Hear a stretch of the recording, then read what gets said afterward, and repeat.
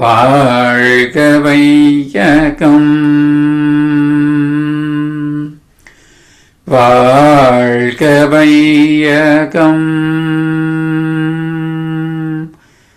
வாழ்க வளமுடன். சிந்தனையை, உடல் நலத்தை சீரமைத்து உயிர்வித்த குருவே வாழ்க, குருவே துணை. வேதாத்ரியம் வாழ்க வளமுடன். இன்று வரை உலகில் தோன்றிய அனைத்து சித்தர்களும் ஞானிகளும் மகான்களும் மற்றும் வேதாந்திரிய கோட்பாடுகளை அர்ப்பணிப்புணர்வோடு அகிலமெங்கும் உணர்வாக்கிக் கொண்டிருக்கும் ஞான ஆசிரியர்களின் மதிநுட்பமும் குருவர்களோடு சூக்குமமாய் நம்மை சூழ்ந்திருந்து நாம் உய்வதற்கு துணை நிற்குமாக என்று சங்கல்பித்துக் கொண்டு இன்றைய தவ நிகழ்வை இறைவணக்கம் குரு வணக்கத்தோடு நாம் இனிதே துவங்குவோம். இறைவணக்கம்.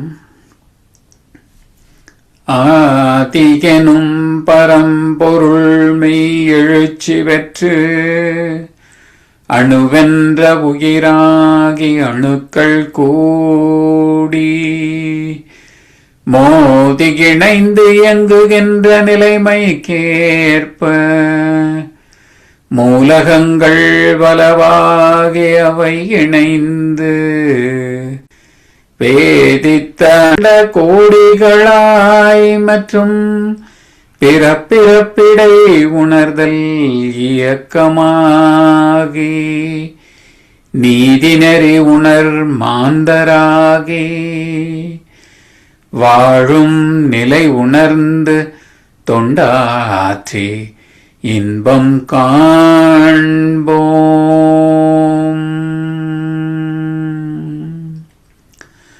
குரு வணக்கம்.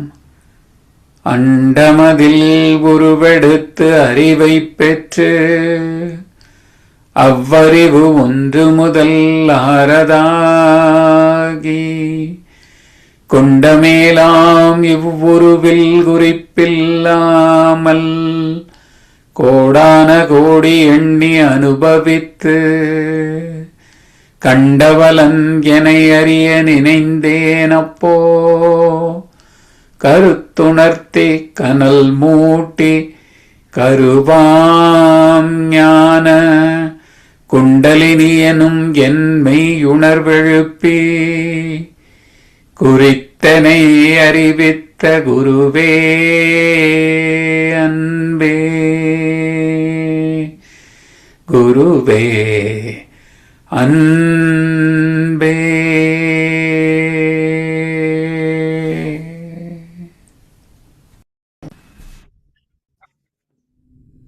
வாழ்க வையகம் வாழ்க வளமுடன். குரு வாழ்க, குருவே துணை. வாழ்க வையகம் வாழ்க வையகம் வாழ்க வளமுடன். இன்று நமக்காக ஆழ்ந்ததொரு 9 மைய தவம் நடத்திய அருள்நிதி அருளையா அவர்களை வாழ்த்துவோம். அருள்நிதி அருளையா அவர்கள் வாழ்க வளமுடன். அவர்களின் அன்பு குடும்பம், அவர்களின் உடல் நலம், பொருள் வளம், மனவளம் மற்றும் அவர்களின் ஆன்மீக தொண்டு வாழ்க வளமுடன், வாழ்க வளமுடன், வாழ்க வளமுடன்.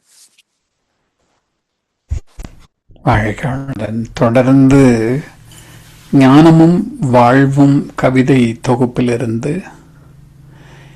இன்றைய கவிக்கு விளக்கம் வழங்கிட மூத்த பேராசிரியர் ஞானாசிரியர் அருள்நிதி பழனிசாமி வேலுச்சாமி ஐயா அவர்களை அன்போடு அழைத்தமைவோம். வாழ்க வளமுடன் ஐயா. வாழ்க வளமுடன் ஐயா. வாழ்க வையகம் வாழ்க வையகம் வாழ்க வளமுடன்.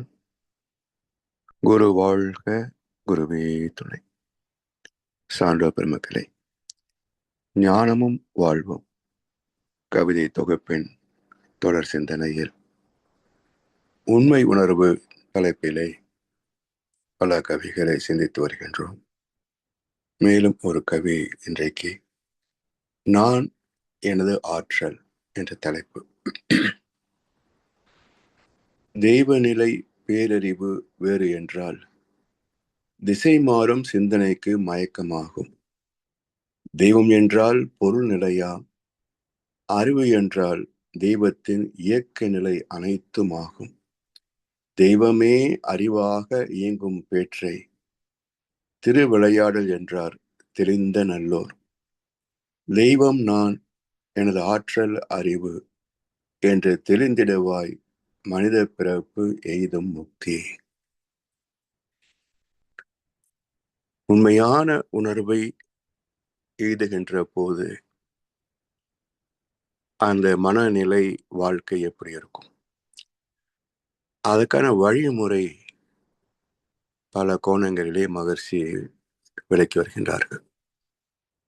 நான் எனது ஆற்றல். நான் என்பது என்ன? நான் யார் என்றதை சொல்லுகின்றோம்.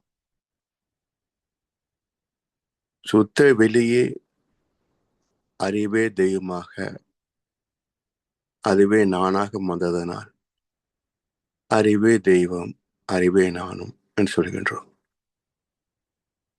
எனது ஆற்றல், நான் என்பது எனது ஆற்றல் என்ற வெளிப்பாடு எப்படி என்றால், சுத்த வெளியே எழுச்சி பெற்று ஆற்றலாக வருகின்ற போது அறிவுதானே ஆற்றலாக மாறுகிறது.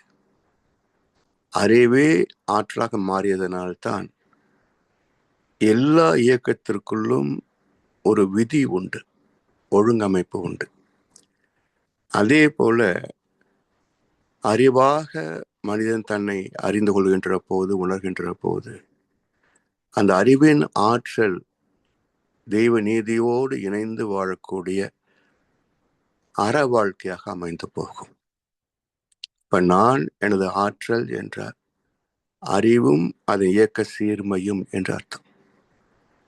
எனவே மனிதனாக வந்தவன் அறிவை அறிந்து அறத்தோடு வாழ்வதுதான் உண்மை உணர்வுக்கான வழி, உண்மை உணர்வு பெற்றதன் அறிகுறி. அந்த வழியிலே தெய்வ நிலை பேரறிவு வேறு என்றால் அறிவு வேற, தெய்வம் வேற என்றுதான மக்கள் நினைக்கிறாங்க. இப்போது கூட யூடியூப்ல ஒரு சர்ச்சை, ஒரு பாரிசாரன் ஒருத்தர் முருகனே கடவுள் இல்லை என்னதோ பேசிட்டு இருந்தாராம். அதுக்கு இன்னொருத்தர் அதுக்கு இலக்கியங்களிலிருந்து மற்ற நூல்களிலிருந்து எடுத்துக்கோள் காட்டி அதுக்கு ஒரு ஆர்கியூமெண்ட் போட்டிருக்கிறாங்க. அதே மக்கள் ஆர்வமாக கேட்டுட்டு இருக்கிறாங்க. இப்போ இப்படி சர்ச்சைகளிலே தான் ஆர்வம் இருக்கிறதே தவிர உண்மையான தெய்வம் எது என்று தேடுவதற்கே ஒரு புண்ணியம் தேவையாக இருக்கிறது. அது இல்லாத வரைக்கும் உண்மையான இறைநிலையை பற்றி ஒரு குருவிடத்திலே, அதிலும் சிறப்பான தகுதியான குருவிடத்திலே விளக்கங்களை பெற்று பயிற்சிகளை பெற்று பின்பற்றி பயனிடுவதற்கு கருமையத்திலே புண்ணியம் இருக்கணும், அறம் சார்ந்த வாழ்க்கைக்கான ஆர்வம் இருக்கணும். அது இல்லை என்றால் வேதத்திற்கு வர முடியாது, அறத்தை பின்பற்ற முடியாது. அதனால் தெய்வ நிலை வேறு, அறிவு வேறு என்று நினைக்கிறார். திசை மாறும் சிந்தனைக்கு மயக்கமாகும். திசை மாறிக்கொண்டே இருக்கும். ஒரு திசையா? கடுகு மூட்டையிலிருந்து பிரிச்சு கொட்டினா எந்த திசையில சிதறும்? எல்லா திசையிலும் சிதறி போகும். அது போல திசை மாறுவது ஒரு திசையிலேயா மாறுது? 360 டிகிரிலையும் மாறுது இந்த மனசு. எனவே திசை மாறும் சிந்தனைக்கு மயக்கமாகும், மாயை ஆகும். அந்த மாயையில் சிக்கிய வாழ்க்கை தானே இத்தனை சிக்கல்களுக்கும் காரணம். தன் பிரச்சனைகளையும் தீர்த்து கொள்ள முடியல, குடும்ப பிரச்சனைகளையும் தீர்த்து கொள்ள முடியல, சமுதாயத்திலோ பிரச்சனைகளை பெருக்கிக் கொண்டே போகிறோம். அப்ப எல்லாவற்றுக்கும் இந்த மாயை தானே. இந்த வாழ்க்கையே ஏதோ சாஸ்வதம் என்று நினைக்கின்ற மாயை தானே. அதனால் தெய்வநிலை பேரறிவு வேறு என்றால் திசை மாறும் சிந்தனைக்கு மயக்கமாகிவிடும். தெய்வம் என்றால் பொருள் நிலையாம், அறிவு என்றால் தெய்வத்தின் இயக்க நிலை அனைத்துமாகும். இப்ப தெய்வம் என்றால் பொருள் நிலை. இந்த பொருளிலேயே 2 வார்த்தையை பயன்படுத்துகின்றோம். ஒன்று பருப்பொருள், அதற்கு மூலம் மறைபொருள். அப்ப பொருள் என்றால் இயக்கமற்றது என்பதை எல்லோரும் ஏற்றுக்கொண்டிருக்கிறோம் அல்லவா? பொருள் என்றால் இயக்கம் இல்லை, வச்ச இடத்துல அப்படியே இருக்கும் என்ற கருத்திலே உலக மக்கள் யாருக்கும் மாற்று கருத்து கிடையாது. மெய்ப்பொருள் என்று சொல்றீங்களே, அதை ஏற்றுக்கொள்கிறீர்களே. அப்படி என்றால் அதுவும் இருப்பாகத்தான் இருக்கும், அதுவும் அசைவற்று ஒரு இடத்துல தான் இருக்கும். அப்ப அதை மட்டும் ஏன் உருவங்களை படைத்து கொண்டு அதை செய்வேன் விஷ்ணு அப்படி இப்படின்னு, அது மட்டுமில்ல மத கடவுளை உருவாக்கி கொண்டு சண்டை போட்டுக்கிறோம். அப்ப வார்த்தைகளை சிந்திக்க தொடங்கினாலே உண்மை பொருள் விளங்கி போகும். எனவே பொருள் என்றால் இயக்கமற்றது, அசைவற்றது, வைத்த இடத்துல இருப்பது என்பதை ஏற்றுக்கொண்ட சமுதாயம். மெய்ப்பொருள் என்ற வார்த்தையும் பயன்படுத்துகின்ற சமுதாயம். அந்த மெய்ப்பொருள் இருப்பு என்பதை மட்டும் ஏன் ஏற்க மறுக்கிறது? சிந்தனை இல்லை, அவ்வளவுதான். சிந்தித்தால் தெளிவு நிச்சயமாக கிடைத்துவிடும். எனவே தெய்வம் என்றால் பொருள் நிலையாம், அறிவு என்றால் தெய்வத்தின் இயக்க நிலை அனைத்தும் அறிவுதான். இப்போ மக்களிடத்துல மனசு எங்க இருக்குன்னு கேட்டா மார்பை தொட்டு காட்டுறாங்க, அறிவு எங்க இருக்குன்னு கேட்டா தலையை தொட்டு காட்டுறாங்க. அப்ப கால் அறிவு இல்லையா? தலையில மட்டும்தான் அறிவு இருக்கா, கால் அறிவு இல்லையா? அப்போ அறிவு இல்லாத இடம் ஏது, இயக்கம் ஏது, காலம் ஏது, பொருள் ஏது? மனிதன் தான் ஏது. எனவே தன்னுள் இருக்கின்ற அறிவையே அறிய முடியாத மனிதன், ஏற்றுக்கொள்ளாத மனிதன் பேரறிவை எங்க போய் சிந்திக்க போகிறான்? அதனால் அறிவேதான் அனைத்தும், அறிவின் பரிணாமமே அனைத்தும். அறிவு எழுச்சி பெற்று ஆற்றலானது. அப்போ அறிவு இருப்பு என்றால் இயக்க அறிவை ஆற்றல் சொல்லலாம் இல்லையா? அறிவை இருப்பு என்று எடுத்துக்கொண்டால் இயக்க நிலையை அறிவின் இயக்க நிலை என்றுதான் எடுத்துக்கொள்ளலாம். அப்போ அறிவும் அதன் இயக்கமும் தவிர வேற என்ன இருக்கு இந்த உலகத்துல? இதை புரிந்து கொள்கிற போது இயக்கம் அனைத்தும் அறிவின் வெளிப்பாடே, பல்வேறு நிலைகளிலே அடைந்த மாற்றங்களே. தெய்வமே அறிவாக இயங்கும் பேற்றை, தெய்வமே அறிவாக இயங்கும் பேற்றை. திருவிளையாடல் என்றார் தெளிந்த நல்லோர். இப்போ தெய்வமே அறிவாக இருக்கிறது என்பதை எங்கெல்லாம் சொல்லியிருக்கிறாங்க?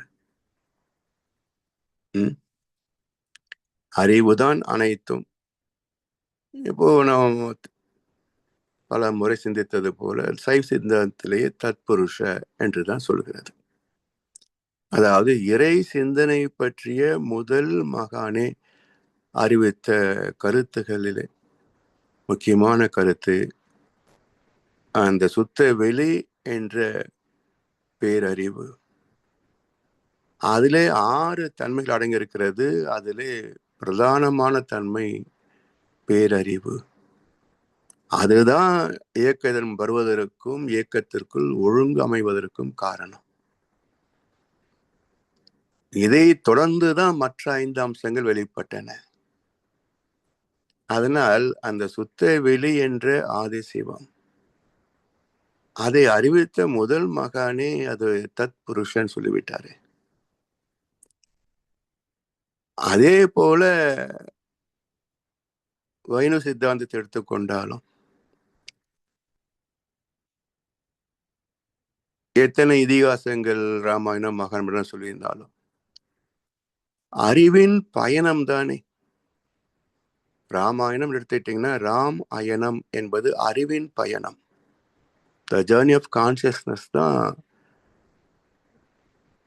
கோசலராமன், தசரதராமன், சீதாராமன், கடைசியில் அனந்தராமன் முடியும். 10 ராமனுடைய பெயர்களிலே 10 பெயர்களை வரிசைப்படுத்தினால் இந்த அறிவின் பயணம் என்றுதான் வரும். அப்ப தசாவதாரம் என்பது உயிரின வரலாறு. ராமாயணம் என்ற சொல், ராமன் என்ற சொல் அறிவின் வரலாறு, அறிவின் பயணம்.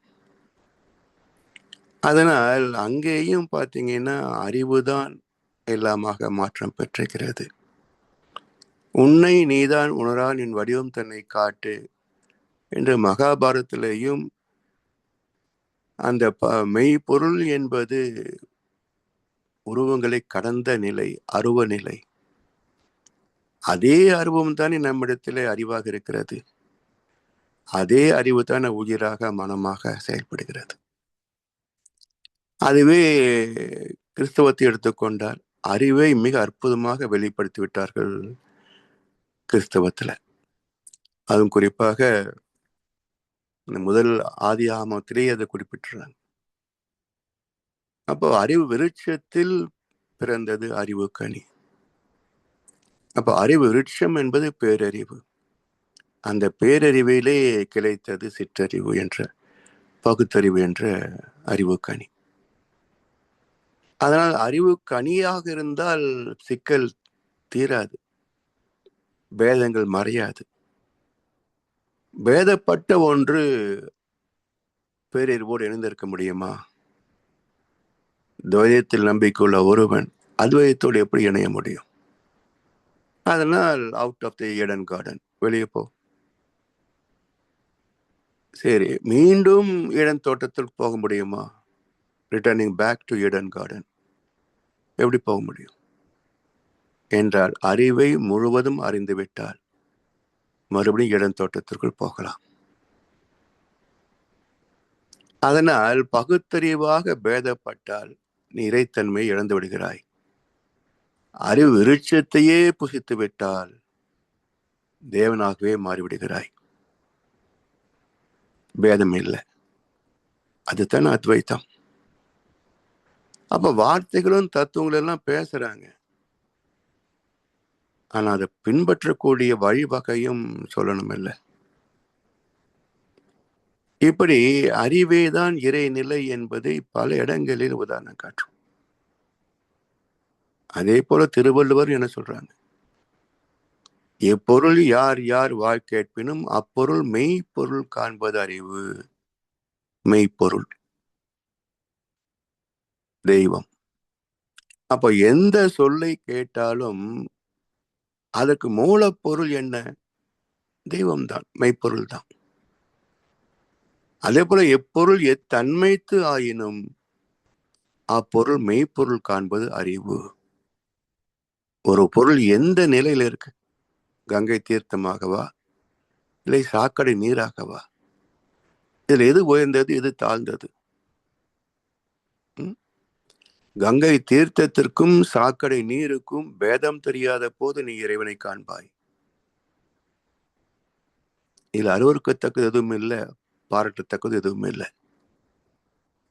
வான்மழை நீரும் மண்ணின் குணத்தால் மாற்றம் அடைவதுண்டு. தூய்மையான H2O தான் வான்மழை. சாக்கடையில் விழுந்தா சாக்கடை, வயல விழுந்தா செம்புலம் நீர், கங்கையில் விழுந்தா தீர்த்தம்.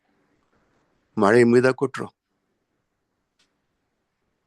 எனவே சாக்கடை நீருக்கும் கங்கை தீர்த்தத்திற்கும் பேதம் தெரியாத நிலைதான் அத்வைத்தம். இது உயர்ந்தது, இது தாழ்ந்தது பிரிச்சா அது துவைத்தம். அப்ப இறைவனின் தோற்றங்களிலே எது உயர்ந்தது, எது தாழ்ந்தது? கீதையில அருமையான ஸ்லோகம் உண்டு. மாதங்களிலே நான் மார்கழி, மரங்களிலே நான் கற்பக விருட்சம். அப்போ ஏதோ துவைதத்தை பேசுற மாதிரி தெரியுது. உயர்ந்தவற்றில் நான் இருக்கிறேன் என்று சொன்னால் தாழ்ந்தவற்றில் நான் இல்லைன்னு அர்த்தமா?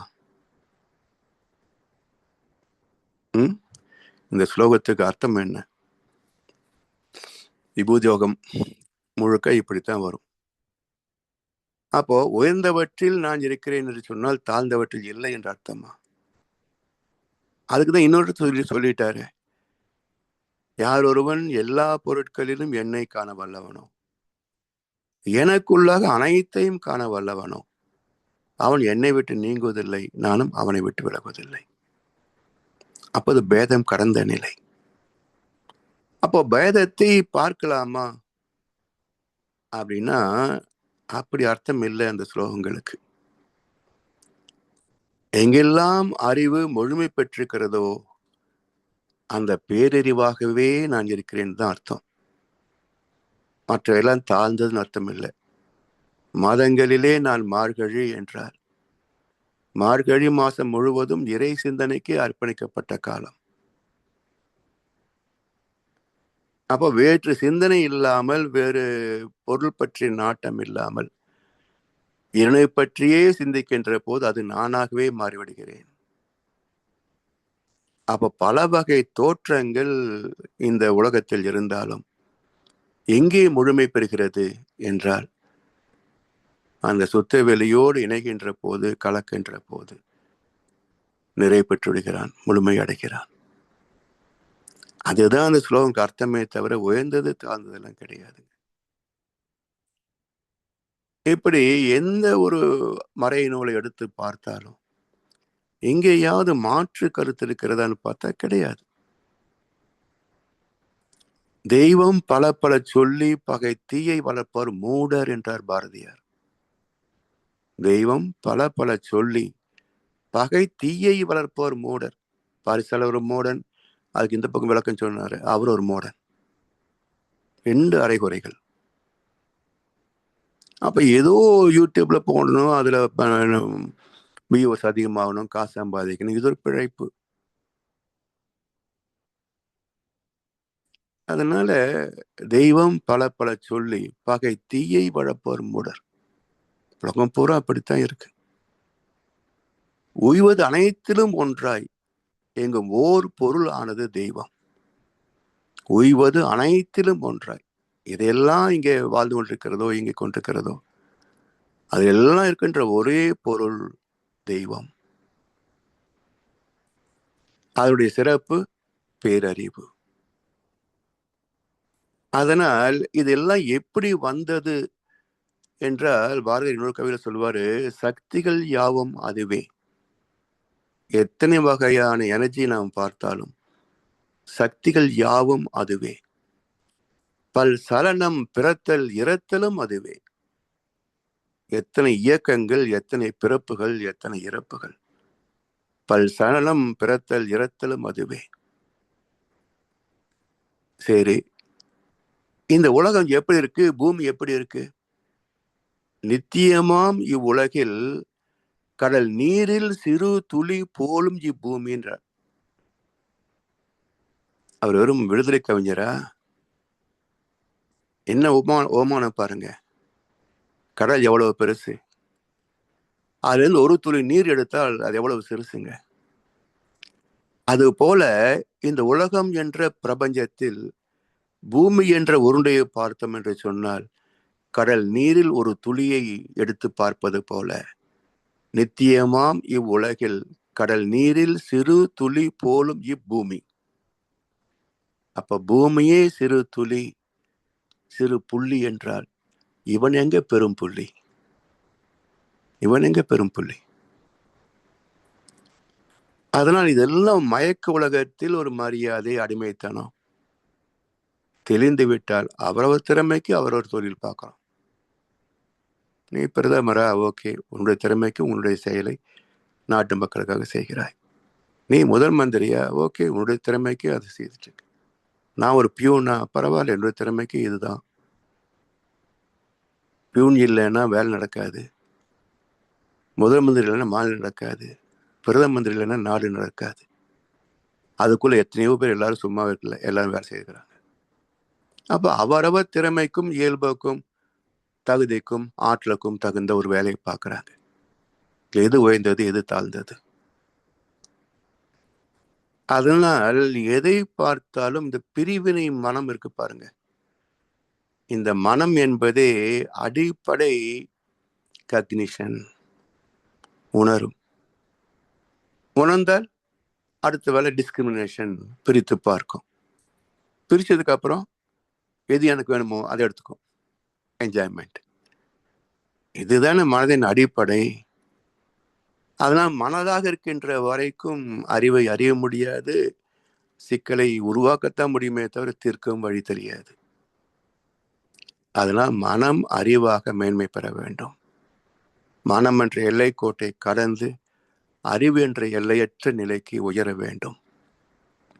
அதுதான் மாதங்களிலே நான் மார்கழி, மரங்களிலே நான் கற்பக விருட்சம், தேவர்களிலே நான் இந்திரன், பாண்டவர்களிலே நான் அர்ஜுனன்.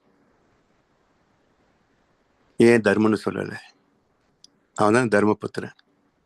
இறைவனும் தர்ம சாஸ்தா தானே. அப்போ பாண்டவர்களே நான் தர்மன் சொல்ல வேண்டியது தானே.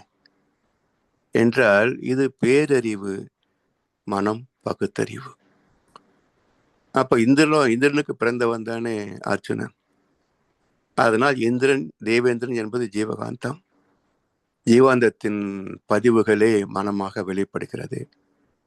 அதனால் ஜீவாந்தத்தின் புத்திரன் தேவேந்திரனின் ஆற்றல் அர்ஜுனன் என்ற மனம். அப்போ அறிவின் செயல்பாடு மனம் தானே.